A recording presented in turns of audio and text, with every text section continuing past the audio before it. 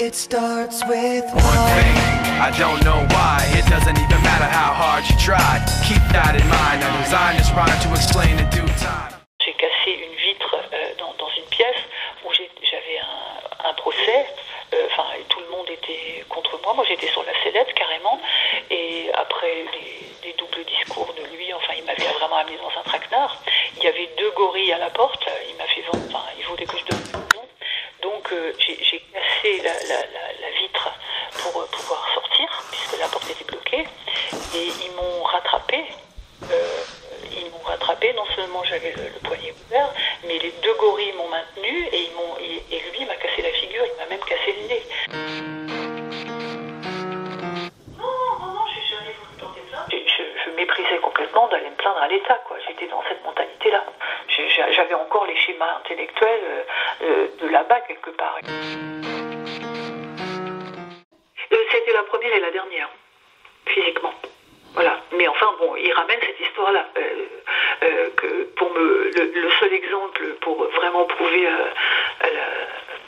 son public que je suis folle, c'est cet exemple-là où effectivement c'est à partir d'un enfermement réel et des fameux procès que j'ai évoqués dans ce que j'ai écrit dans les paroles, les procès noirs, avec ou sans cape, avec ou sans épée, avec ou sans le noir, avec ou dans une pièce normale ou dans une loge. Enfin bref, la technique des procès a été la technique de terreur psychique pour redresser tout le monde. I put my trust in you, pushed as far as I can go.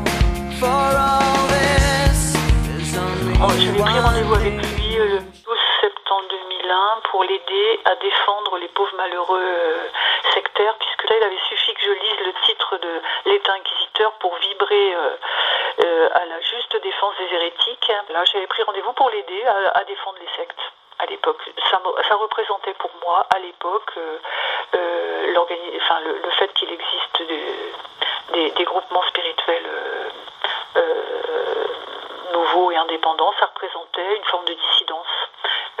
Et je crois que j'ai même pas vraiment lu le livre à l'époque. Le titre déjà m'avait emballé. J'en suis à peu près restée là. I can go. For all this, there's only one thing you should know. I've put my trust in you, pushed as far as I can go. For all this, there's only... D'ailleurs que ce livre, l'État inquisiteur, le titre n'est pas de La Bruyère, mais il est de Louis Pauwels, qu'il a été emprunté, et que le livre lui-même n'a pas été écrit par La Bruyère, mais par un adepte d'une autre secte qui a transcrit les idées de La Bruyère, mais c'est tout. Ce que Lazaridès ne sait pas, apparemment, c'est que c'est un adepte de Appel-Guéry qui a rédigé pendant plusieurs mois le livre de La Bruyère. J'ai été recontactée, en fait, il y avait, comme l'histoire de l'Omnium des libertés, c'était complètement bidon, il n'y avait rien à faire. La Bruyère avait rien, en fait, il n'avait pas de travail réel à ce moment-là, donc de toute façon, par rapport à ça, il n'y avait rien à faire. Je l'ai aidé à vendre ses premiers undercover, puisque j'avais été quand même extrêmement, bouleversée par l'entretien que j'avais eu avec lui en 2001.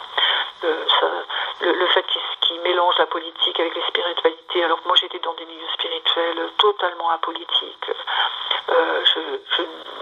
J'ai jamais voté de ma vie, je ne m'intéressais absolument pas à la politique, j'avais aucune culture politique, je ne voulais m'intéresser qu'aux histoires gnostiques.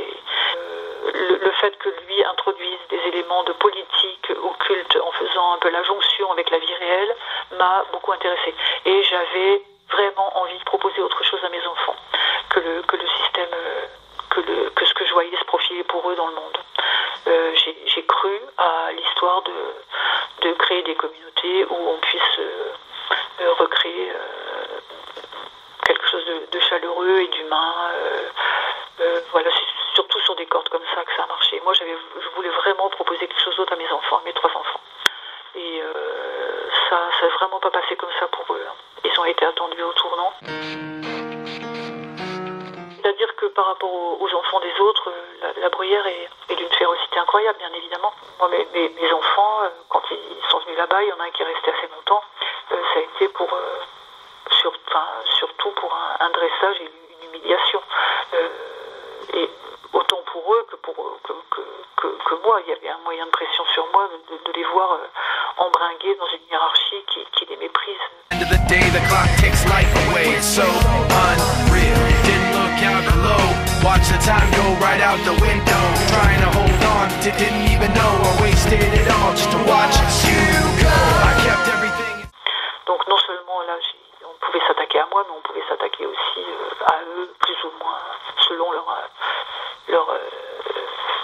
leur présence là-bas et évidemment le fait d'amener des enfants dans une communauté comme ça était un risque et en fait énorme. Donc ma première motivation, c'est-à-dire proposer une communauté de survie qui soit hors de l'ordre mondial à mes enfants, ça a été une des premières choses dont j'ai vu la couleur très très très très durement, quoi. Donc lui m'a longtemps après, quand même, au moins 4 ans après, j'ai proposé le grand jeu sentimental pour à chacun il proposait un peu ce qu'il lui fallait comme corde, comme terrain de ficelage, quoi. Moi, il m'a fait le grand jeu sentimental. Oui, j'ai pu avoir à ce moment-là, à partir de là, une place de choix dans cette communauté. C'est-à-dire que vraiment, j'ai eu une place de choix dans tous les traquenards, tous les complots internes qu'il a organisés, en fait, de ce qu'il appelait sa meute contre moi. Donc, il a absolument besoin de faire monter les uns contre les autres. Donc là, j'étais à une place de choix en étant sa maîtresse, place de choix pour être martyrisée.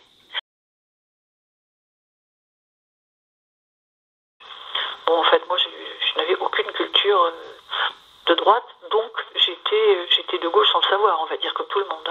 C'est-à-dire, j'avais absorbé pas mal de valeurs de la gauche, peut-être. En tout cas, c'était sans le savoir, puisque j'étais totalement apolitique. Mais comme tout le monde, quoi. Donc lui, il en a fait tout un pataquès, quoi. Mais tout le monde était dans mon cas, puisque personne n'avait de culture ni générale, ni de droite. Donc, en réalité, je n'étais pas plus gauchiste que n'importe qui là-dedans. Je ne crois pas du tout que de son côté c'était sentimental. C'était vraiment un traquenard totalement étudié. Que de me ficeler en brouillant les pistes du côté. C'était ma faiblesse possible, quoi. Enfin, une de mes portes d'accès les plus faciles. Et puis j'étais quand même un paravent normalité. Il a besoin d'une femme à peu près de sa génération pour, dans un premier temps, ou peut-être encore maintenant apparemment, pour faire normal, quoi.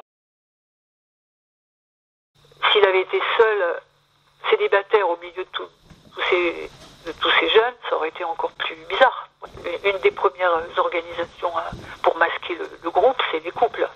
Et donc, lui comme les autres. Les faux couples, notre couple était aussi faux que les autres, en fait. Et puis même, il devait lui montrer l'exemple en étant encore plus sadique avec moi qu'avec quiconque. Il n'y avait pas du tout, à cette époque-là, d'orgie avec les filles. Je ne sais pas ce que c'est devenu. Je sais qu'il avait ça dans la tête de plus en plus précisément, mais moi, j'ai jamais vu ça. C'était juste de la séduction. Donc, évidemment, oui, le travail sur les couples et sur les paravents de couple a été très important pour masquer la nature de ce groupe. Il y a la structure d'une société secrète. Une société secrète n'a pas grand-chose à faire en tout cas, c'est leur fantasme. Avec les moyens du bord, bien évidemment. Mais les moyens du bord, je ne sais pas si actuellement, en 2018, c'est tout simplement de réussir à s'introduire à TV Liberté et puis à Égalité Réconciliation et tout ça pour aller semer la confusion. Il y a peut-être que lui qui le connaît, mais enfin grosso modo il ressemble à d'assez hostile à l'humanité. C'est des loges dont plusieurs ont été réelles. En réalité, oui, le modèle, le modèle maçonnique, soi-disant anti-maçonnique, et c'est évidemment dans toutes les couches successives de choses fausses que la Bruyère construit pour vraiment arriver à ses buts, c'est-à-dire, à mon avis, tout simplement s'introduire dans les milieux influents et pouvoir semer ses œufs de serpent. Donc il y a différents niveaux, dont le niveau maçonnique. Donc lui, par exemple, au premier stade, organise une espèce de loge blanche avec des cultes paganistes. Ça c'est pour faire secte normale, on va dire, avec des faux dieux qu'on honore en y croyant plus ou moins, ou peut-être qu'il y en a qui y croient d'ailleurs, qui arrivent à y croire, parce qu'on arrive à croire à tout. Mais enfin, évidemment, comme c'est sur du faux que tout ça est fait, ça reste de la fausse idolâtrie, quoi. Dans un deuxième niveau de masquage, c'est évidemment l'idéologie maçonnique, puisque, comme tous les maçons, il a envie de s'attaquer à l'ordre établi et à faire propager une forme de chaos pour reconstruire un fameux homme nouveau, puisqu'il y a tout à refaire, que évidemment le bon Dieu n'a pas fait ce qu'il fallait et qu'il s'agit de tout détruire pour ensuite pouvoir mettre quelque chose ou un homme nouveau à la manière maçonnique, quoi. Bon, une fois cette loge blanche pseudo-paganiste mise en place, le deuxième niveau, c'était celui de la mise en place de loges maçonniques, mais quelquefois à très très grands frais. Oui, à très très grands frais. Il a envoyé pendant 6 mois une équipe de plusieurs hommes à Paris pour transformer un parking en loge de luxe. Elle a coûté des centaines de milliers d'euros. Et un travail considérable dans la mine, quoi, où les hommes ont été envoyés. La Bruyère était très très content parce qu'il restait tout seul avec toutes les bonnes femmes. Et les hommes, ils étaient à la mine là-bas en train de transformer un parking en loge super luxueuse. Ils en plaisantaient quelquefois eux-mêmes en disant que c'était la loge qui avait coûté le plus cher au monde. Et je me demande si c'est pas vrai. C'était la mer des Reins, là, à Paris. Mais bon, il y avait une loge aussi à Retz-Parsous, réelle. Non, elle était plutôt réservée en interne, donc c'était pas très réel. La seule, et puis les autres, je crois pas qu'elles ont eu une existence physique. Je pense que c'est vraiment des fausses loges. Il y a un jeune qui était très très brillant et très très très avec beaucoup de valeur, qui a flanché la pression psychologique, oui. Surtout dans ce que j'en ai vu, la Bruyère utilise tous les moyens à sa portée pour former les gens comme dans un camp d'entraînement. Donc là, effectivement, un parking à transformer en loge dans les gravats, la poussière, le manque d'air et tout ça pendant des mois, et puis en équipe où on s'espionne. Bon, tout est un champ de travail totalitaire, quoi. Enfin bref, il y a quelqu'un qui avait pourtant beaucoup de qualités, qui n'avait pas résisté surtout à la pression psychologique. Le staff de la loge est parti un an après, s'est enfui, lui, pour le coup, vraiment enfui, un an après la mise en place de cette loge, qui avait coûté très très très cher.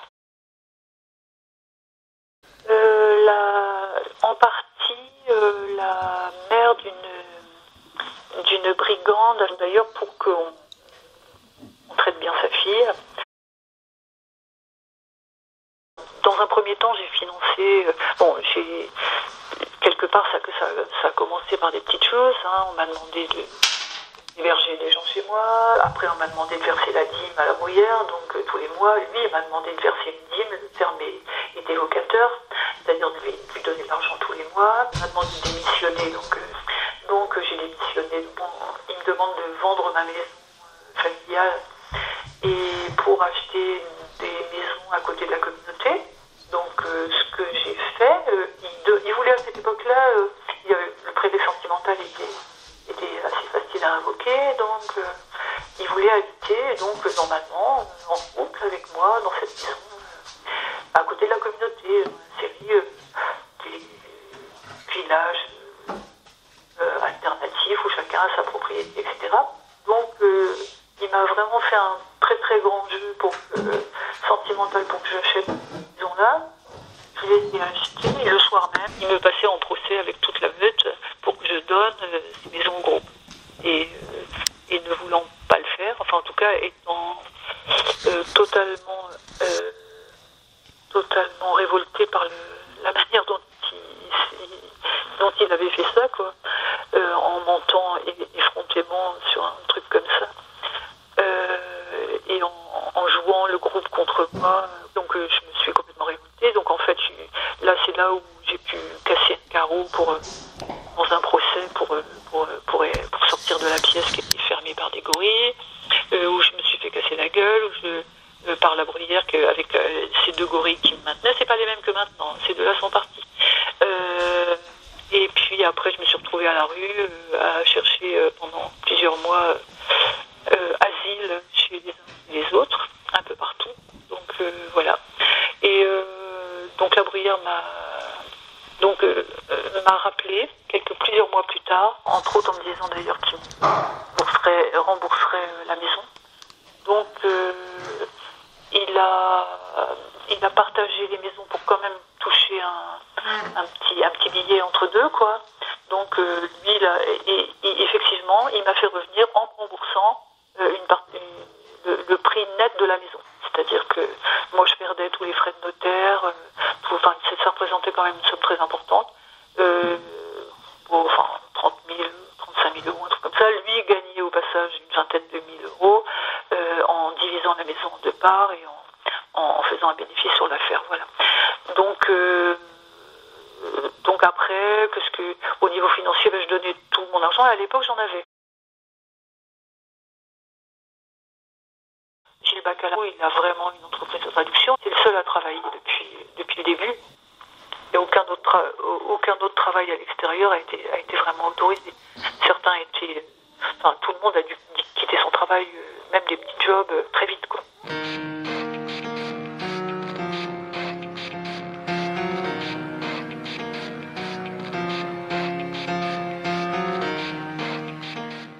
Le cambriolage, donc...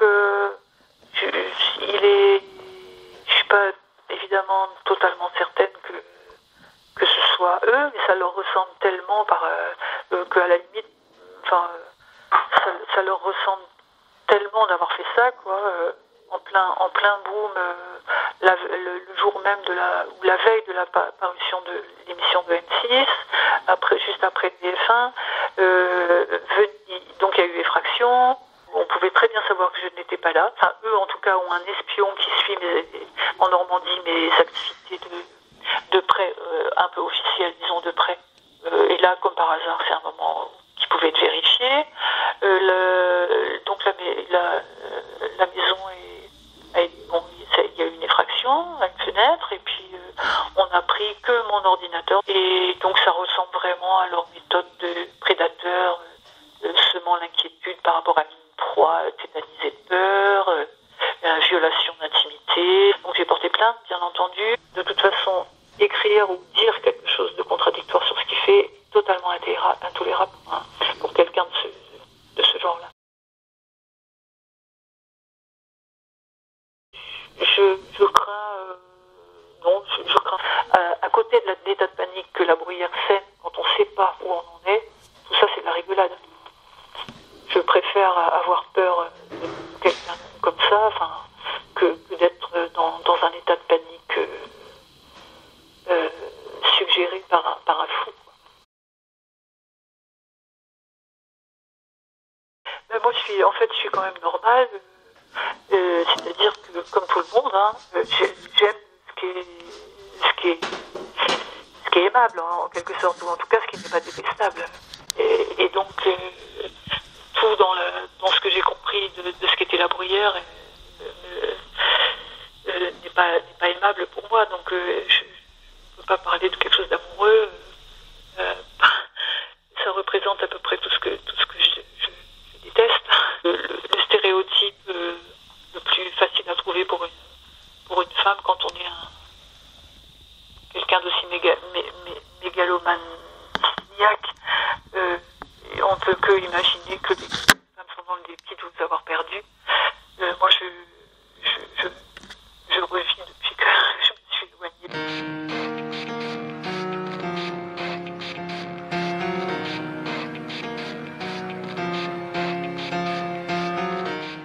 C'est que, bien sûr, les filles d'abord venaient au départ pas pour être dans une caserne militaire, puisqu'il, lui, il avait des intentions en créant une communauté soi-disant de vie et de survie, il avait des intentions militaires de loge, de société secrète, et pour lui, ça la foutait mal dans une communauté de vie avec des femelles qui font des enfants.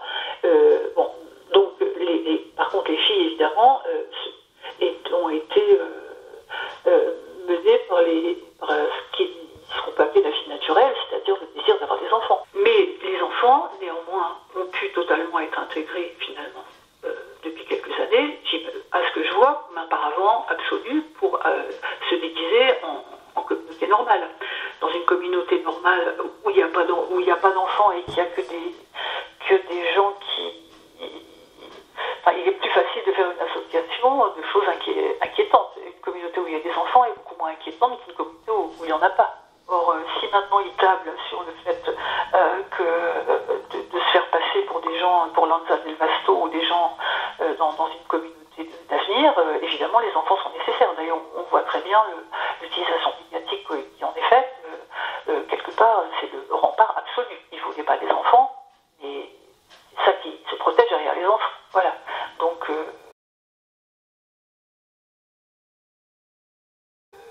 oui, elle avait un enfant avec quelqu'un, mais ce quelqu'un était moins bien vu dans la hiérarchie que quelqu'un d'autre.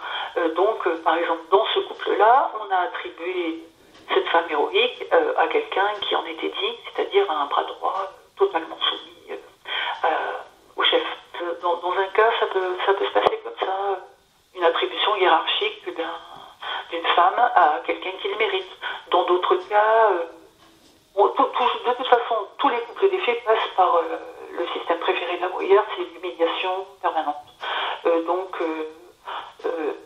Permanent. Donc, c'est toujours des tactiques extrêmement sournoises. Il peut s'acharner, j'ai vu s'acharner des mois et des mois en présence de la femme d'un homme qui était là, une cinquantaine d'années d'ailleurs, et un homme fait, quoi.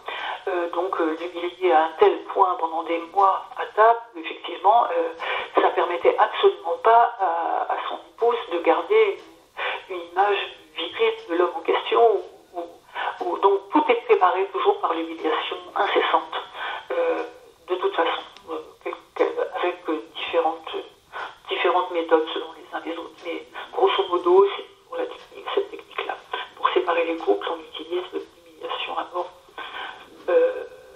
Et puis, après,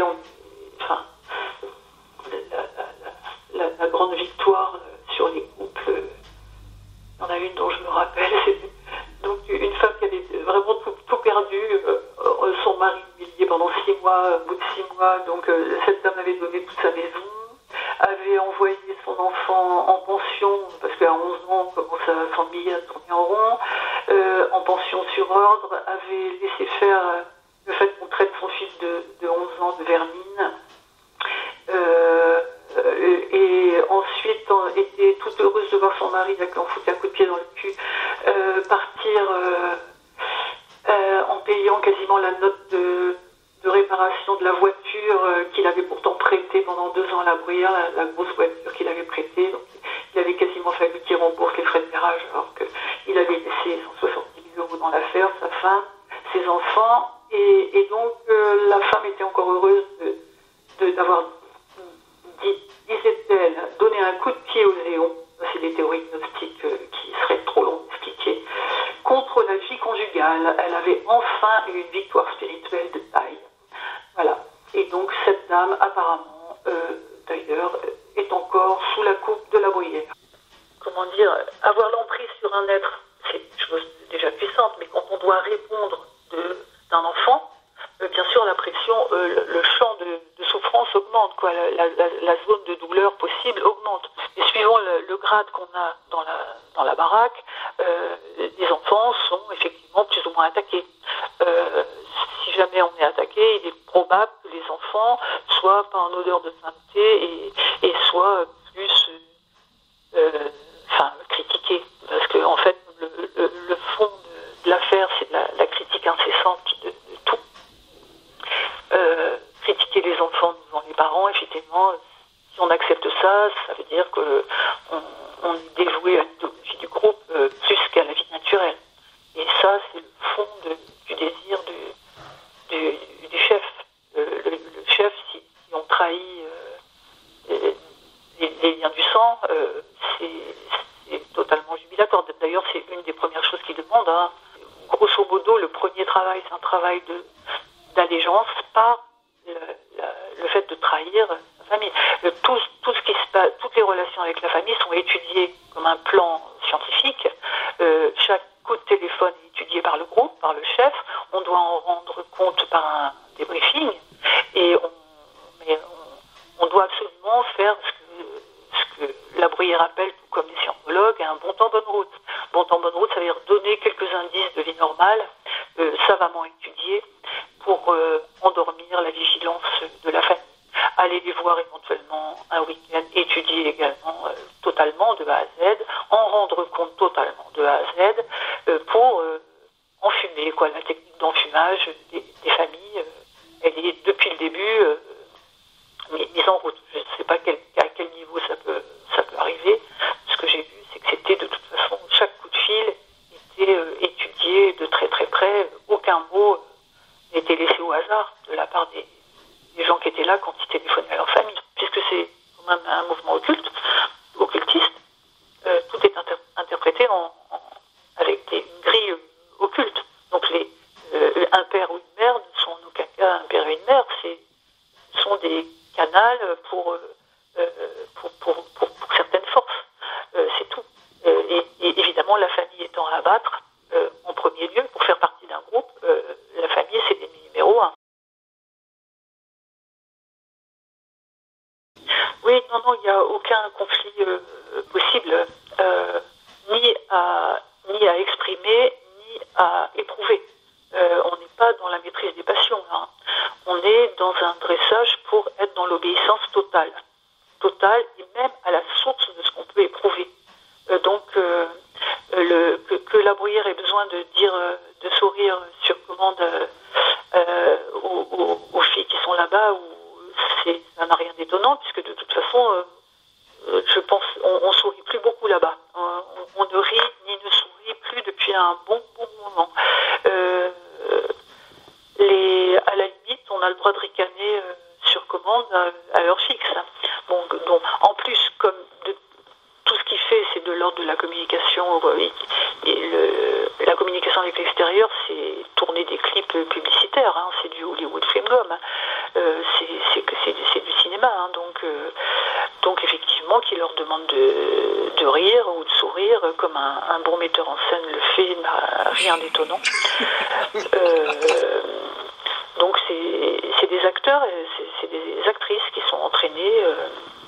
La bruyère, c'est pire qu'un système de vidéosurveillance, parce que en plus, il a dressé tout le monde les uns contre les autres pour se surveiller et ne pas sourire ou ne pas rire quand il faut pas. Donc les émotions, elles ont été maîtrisées et puis supprimées complètement par un conditionnement adéquat, comme dans un camp de redressement roumain de la Belle Époque. Il donne alors une consigne étonnante à sa voisine de table. Elle a l'air toujours parfaitement heureuse et souriante. Comme si tous ces sourires et cette bonne ambiance n'étaient qu'une mascarade. Voilà, c'est des exercices pratiques sur toute la vie naturelle, qui est à abattre complètement. Et puis demander une passivité totale à tous les actes paradoxaux assauts, à tous les délires, à toutes les répétitions inlassables, des choses complètement inintéressantes qui pouvaient avoir à répéter, qui concernaient absolument pas ces jeunes. Il les a introduits dans des problématiques qui étaient complètement personnelles, qu'il a répétées en boucle pendant des années. Il leur a fait bouffer sa vie intérieure la plus basique depuis la tendre enfance. Seule la vie de la bruyère compte là-dedans. Eux ont dû oublier tout ce qu'ils sont. En aucun cas, la vie intérieure de qui que ce soit dans le groupe n'a été évoquée. Seule celle de la bruyère, depuis ses plus tendres émois d'enfance, jusqu'à la vie sexuelle de sa belle famille, jusqu'à tous les détails, comme une immense psychanalyse dont tous les assistants mangent jusqu'à l'écœurement. Donc un masque impassible, en toutes circonstances, il est de rigueur là-bas. Et c'est un moyen, en plus de se protéger des autres qui vous épient, et puis du chef qui est derrière, même avoir l'air un peu fatigué et tristouné, et puni, par une exclusion. Presque tous les gens qui sont venus, ils avaient envie d'une dissidence active, mais personne n'avait de charpente sérieuse, ni de connaissances historiques, religieuses, philosophiques, même ou morales, pour ne pas se faire embarquer dans une dissidence du coup aberrante très rapidement, qui a lutté très vite contre le sens commun. Quand il propose cette soupe au milieu nationaliste des communautés de survie, quand il propose ça à la dissidence, comme il y a peut-être pour toute une fraction des gens une nécessité de passer à autre chose que la vie traditionnelle par rapport à ce qui se prépare comme chaos, c'était suffisant pour attirer des gens, mais des gens qui n'avaient pas la formation nécessaire pour comprendre ce qui allait se passer en fait. Donc lui, il a joué sur les stéréotypes qui marchent pour attirer les gens. Après, il piège chacun avec ses faiblesses, quoi. Chacun selon ses faiblesses et travailler pour être emberlificoté dans des contradictions internes. Et puis on accepte une petite chose en compromission avec ce qu'on pense juste, mais c'est tellement la stimulation de l'aspect de dépassement des tabous vient très vite dans un groupe comme ça. C'est-à-dire on confond le dépassement des tabous ou l'abolition des tabous avec une libération des choses qui nous enferment dans une psychologie ordinaire. Personne n'a compris pendant très longtemps ce que lui avait en tête pour aller en fait faire ce qu'il fait d'une certaine manière actuellement, c'est-à-dire aller s'attaquer au milieu influent, aller semer la confusion partout. Là, par exemple, il est clair qu'ils font monter, c'est un anti-modèle de réconciliation des hommes de bonne volonté. Ils font monter complètement la pression entre l'extrême droite, la droite et les autres. Oui, pour nuire à l'extrême droite, bien évidemment. C'est de nature à caricaturer tellement l'extrême droite que l'extrême gauche va pouvoir... du côté de l'extrême droite, c'est travailler sur sa lâcheté, laisser passer ça, c'est-à-dire à son inattention. Et effectivement, du côté des antifas ou tous ces gens-là, il y a de quoi se dire que les autres, c'est des monstres... c'est des monstres à abattre, quoi. Donc, mais c'est pour semer la confusion générale. Les gens qui étaient vraiment les plus impliqués dans les démarches précédentes, à savoir les fausses loges maçonniques et les faux sites internet et toute cette manière de diffuser ou de racoler des gogos, tous ces gens-là se sont rendus compte qu'ils avaient participé, enfin qu'ils avaient été eux les premiers à faire marcher propager l'imposture de La Bruyère. Quand ils ont vu qu'ils devenaient fous, ils sont partis en 2014. Ces gens-là, les 5 personnes du STAC sont partis. Il ne restait que les gens qui avaient été préparés de l'autre côté, les moins intellos, les moins gens de pouvoir, on va dire, et puis qui, comme par hasard, avaient quelques capacités musicales. Il y a eu comme une espèce d'opportunité là de se rabattre sur ce nouveau moyen d'aller propager ce qu'ils appellent leurs idées caïnites. Attaquer encore le catholicisme, puisque ça c'est l'obsession principale. Derrière l'obsession des jésuites, il faut vraiment voir l'aspect spirituel, c'est-à-dire que eux, leur combat des catholiques contre les catholiques est primordial. Donc, si ça peut être par la chanson, il avait commencé à entraîner les gens qui faisaient un peu de musique avant avec Ultra 60, ce qui était très nécessaire d'avoir Ultra 60 parce que c'est une musique sympathique, anodine, facile à jouer, donc accessible à des gens qui débutent. Il avait un premier rideau de respectabilité et puis de Barca Production et puis d'être comment il appelle ça, un agent artistique ou je sais pas quoi. Donc ça lui donnait un rôle un peu officiel qui était supportable. Ce qui est amusant là-dedans, c'est qu'il a fait ça, lui, de manière délibérée. Il savait très bien que c'est ça qui seulement était possible à l'époque, alors que tous les gens qui ont participé à Ultra 60, les 4-5 là, détestaient farouchement cette musique-là. Ils ont fait ça c'était vraiment pas leur goût, et ils ont fait ça pour obéir à La Bruyère. Ils détestaient tous autant les uns que les autres la musique des années 60.